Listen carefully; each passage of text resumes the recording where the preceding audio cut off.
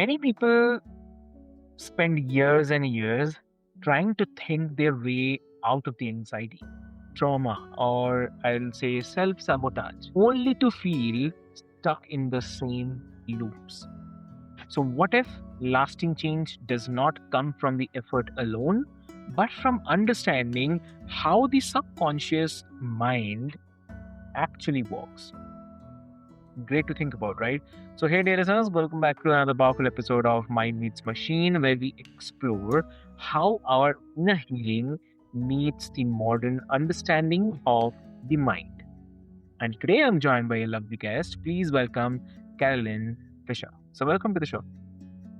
Thank you so much for having me. I'm so happy to be here. Amazing. Thank you so much for joining us today, Caroline. And before we delve deep into the discussion, I'll quickly love to introduce you with all the listeners. So, dear listeners, Caroline is an RTT hypnotherapist and emotional healer who began her professional journey as a medical doctor. And in this episode, dear listeners, we will explore the inner child work, RTT, which is Rapid Transformational Therapy, and how working with the subconscious can change or can unlock the change where traditional approaches often stall. So I'll not take much of your time. Let's get started. Welcome to the show again. Caroline, like, So, yeah, please, you share. okay.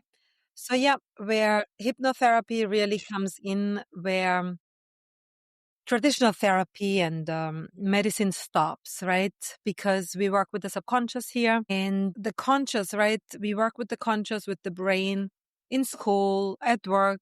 So we are really confronted with that a lot, with the awareness of it, with the measuring of it, and with the training of it. But there is really little in our society where we are actually confronted with the measuring, with the training, with the teaching, our subconscious mind. And so people often don't even know what to make of it or what is the subconscious mind. And I mean, I also have my perspective of it, right? I think I want to just say that that's also obviously I have bigger concept internalized in me also, but it's my perspective, the way I describe it. So I want to say that before. So in hypnosis, you go by basically, some people call it higher self. I say it's the nervous system, right? The nervous system below your head, because here your brain, conscious mind, right? Mainly conscious mind. And we're going to go into the nervous system of your body. Our body has so much intelligence also, right? Our heart is doing so many jobs every second of the day. Our kidneys, our liver. So I'm also saying that for you to see that there's so much intelligence in our body. So just imagine how much intelligence there is in our body about knowing about the patterns that you have, about the beliefs that you hold, and the emotional charge that come with those beliefs. And so we are working with that part of your body. We are not knocking out the conscious. You're going to be awake. You're going to be aware, but we are focusing on the subconscious part of your body. And we are basically getting to know that and getting to the root of the issue and then transforming it. In the process of that, we often let the inner child talk because words are very powerful. If we suppress words, they obviously, there's something going on. Words just don't, just don't dissipate or don't just get erased. They stay with us, right? But if we can't express them, then we suppress them, right? We dissociate, we rationalize. And in this work, we basically let the younger selves, inner child, if it goes back in the childhood, speak the things that they have never been able to express. And that changes your entire body, right? It's a very somatic reaction. We are working really in the body. There's bodily change, you feel it. And as you all know, whatever we feel, we can't unfeel.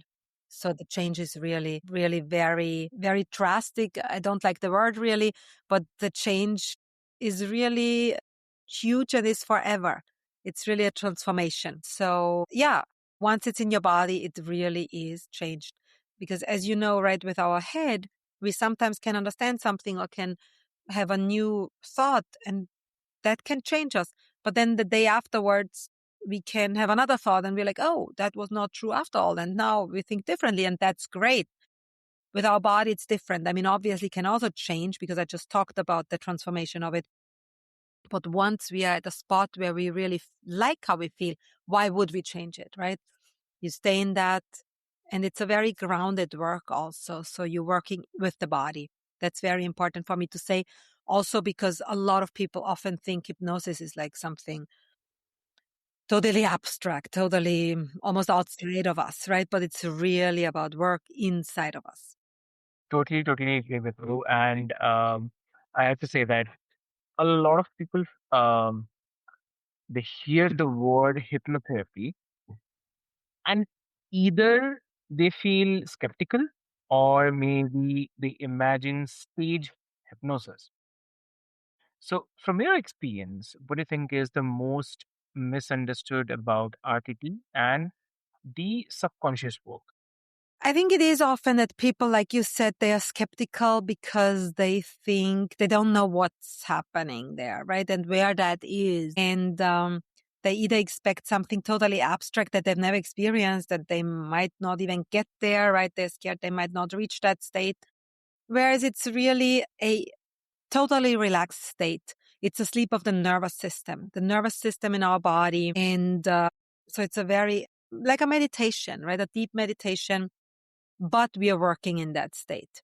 And we are not, I'm sure some of your listeners have done meditations, with visuals where you go on a beach and you imagine you're there. Here, we are going in your body. We are really examining your body, your emotional charges and where they are, your experiences, right? Your body remembers everything one ever experiences in their lives. And so we really work with the body. So we go that depth into your body. It's really a work on a bodily level that translates also in transforming beliefs and thoughts also as a consequence. So, what tends to shift for the clients once they actually experience this process instead of just hearing about it? What usually shifts almost every session, I hear that the client just feels more at ease, like as they have just released a lot of weight from off their shoulders. That I often hear because we really give back things that are not ours. So often we carry patterns of beliefs that are not ours, right? That make us feel a certain way, that make us believe a certain thing about ourselves and about the world, but they have not been true, right? And they make us feel down or not so good, but they are not true.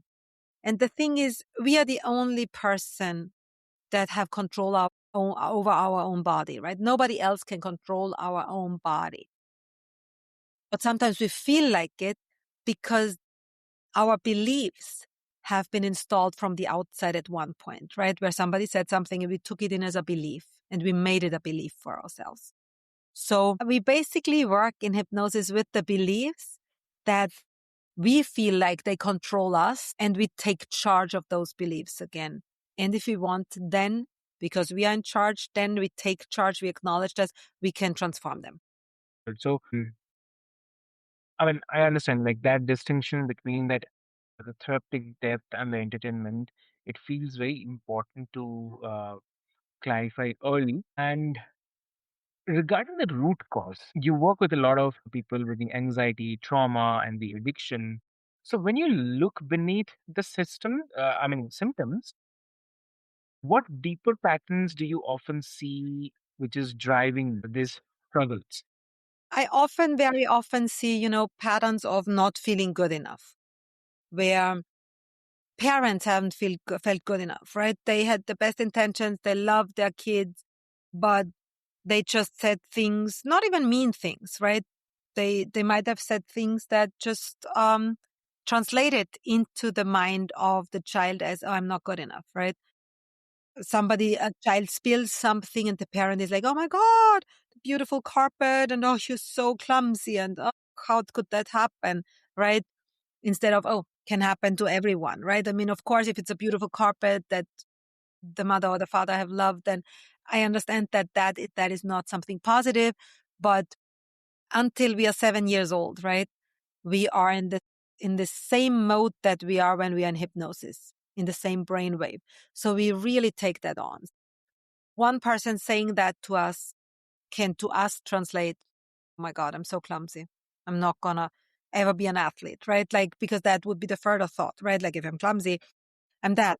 I can't even carry, I can't even not spill, right? Oh my God, and that translates into how I'm holding myself, right? And if I'm holding myself like that, obviously I'm going through the world in a different way and I'm going to be chosen and approached differently, right?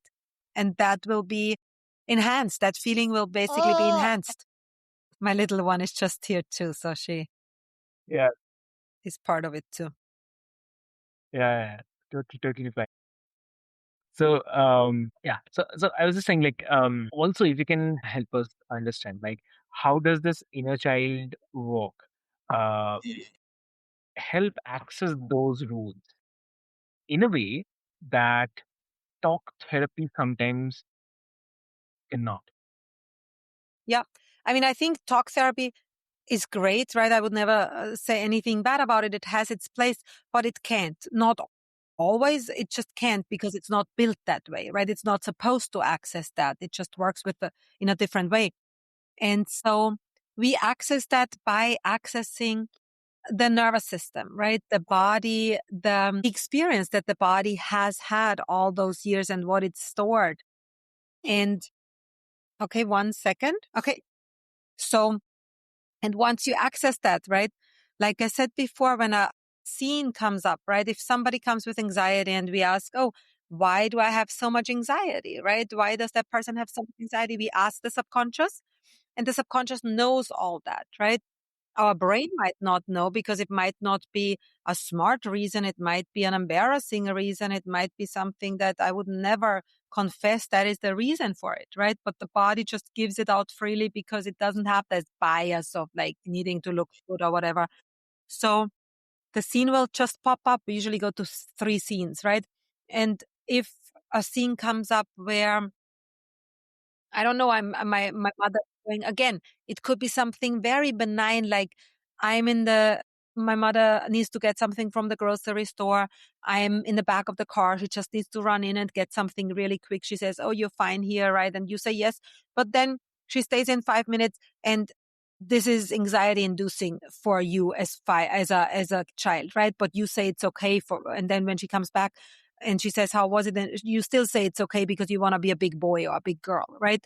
So it could really be something benign like that, but you are creating an anxiety, right? And you're having an anxiety internalized that you don't express, right?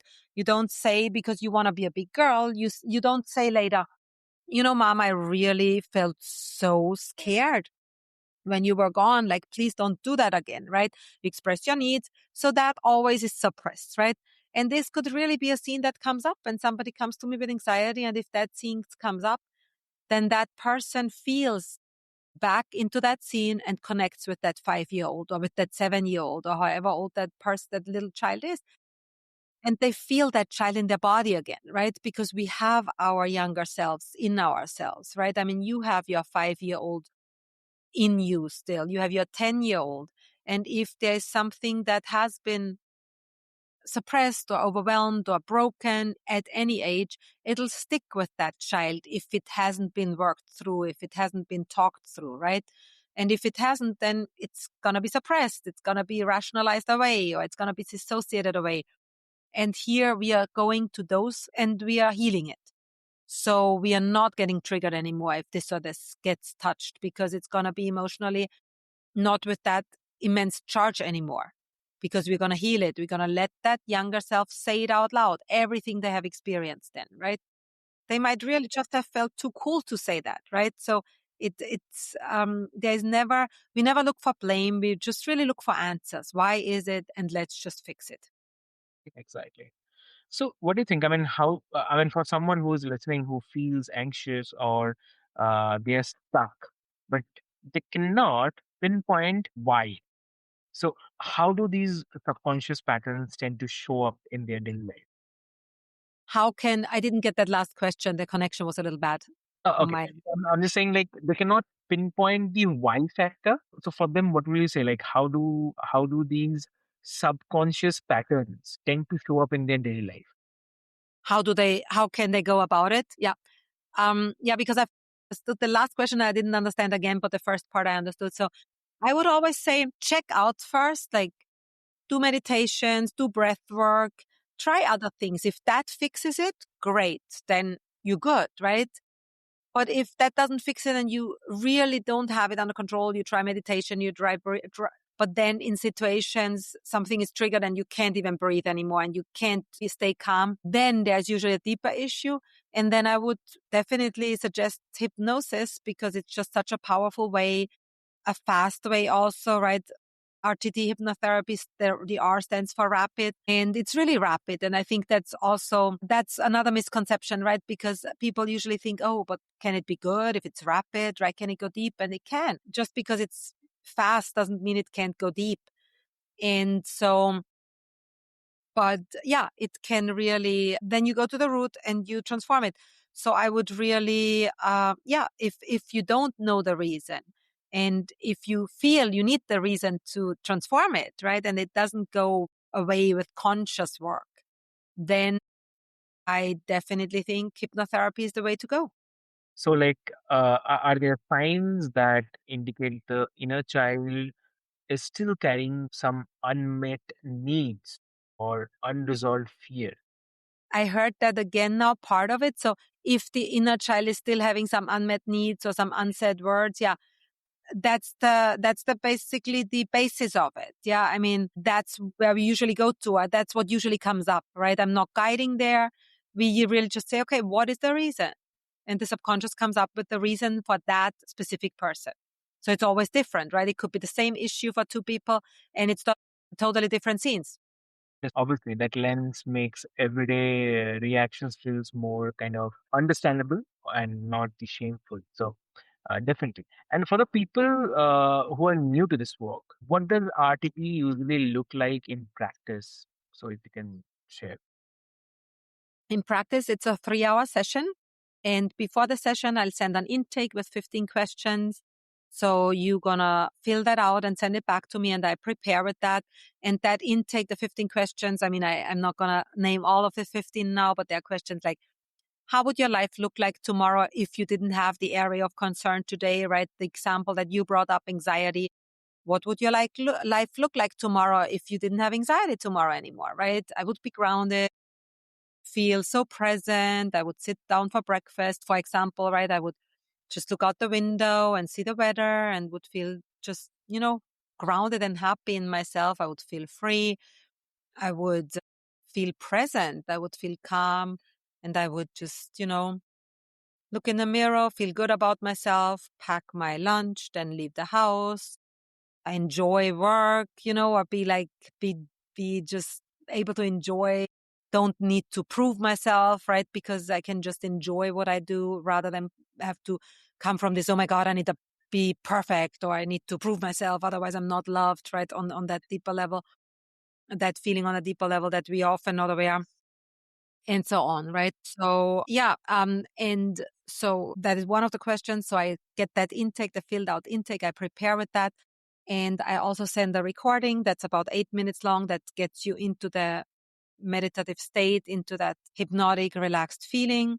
So you can try it out at home and see how that feels because that's going to be in the session too. And then in the session, the 3 hours are the first half hour. We talk about the issue, where you are on that day. And then we are finding one or two questions to ask the subconscious. Then we go into the subconscious.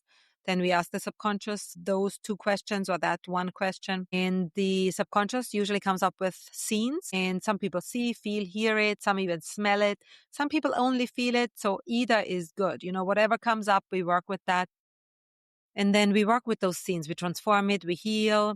I have other tools also other than the scenes, if I see that's needed.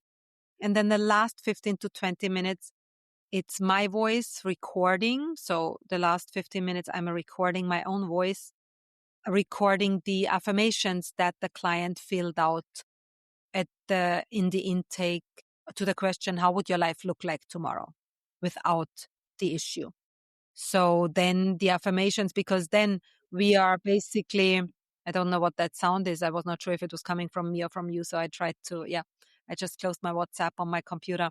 I hope it was that. So then the affirmations can now take seed, right? Because if we change, if we transform, if we heal, then we are basically creating a new earth for the seeds to be planted in. And in that new earth, these new seeds can now be planted in it. They can grow in that now. Understood. And then the recording that I'm doing in the last 15 to 20 minutes, that is the recording that I'm sending the clients after the session. And they have to listen to it for 21 consecutive days, at least once a day after the session. So that's part of the therapy, part of Understood. the work. So, for the listeners who sense their younger self is still influencing their reactions today, then what's the one gentle question they can sit with this week? Sorry, I don't know why I couldn't hear you loud enough with that. Can you repeat that, please? Yeah, I'm saying like for the listeners who sense their younger self is still influencing their reactions today, then what will be the one question they can sit with this week? That's such a good question. Thank you. I think the first question I would ask is, what do you need? Ask it over and over. And the first day, it might not show up yet, the inner child or that acknowledgement or that feeling that you're really feeling it, right? Second day, you might feel something going on, right? First day, it might still be a very abstract concept. And then, once you ask that question, what do you need? Things will pop up. Great. So, Carolyn, like for the listeners who want to learn more about RTT, where they can find you. They can find me on my website. That's whyhypnotherapy.com. That's WHY hypnotherapy.com. Lovely. So, dear listeners, what I'll do is I'll put all the links and the details into the show notes for your easy reference. And thank you so much for joining on Mind Meets Machine today. And if the conversation sparked Thank you so much for the conversation. And also thank you for your understanding of my background noises. I don't know where they came from. So yeah, thank you so much for understanding that and accepting that. so definitely. And dear listeners, if today's conversation sparked curiosity, please remember that the real courage often begins beneath the conscious effort. So, with this hope, until next time, stay open, stay curious, and take care. Thank you so much.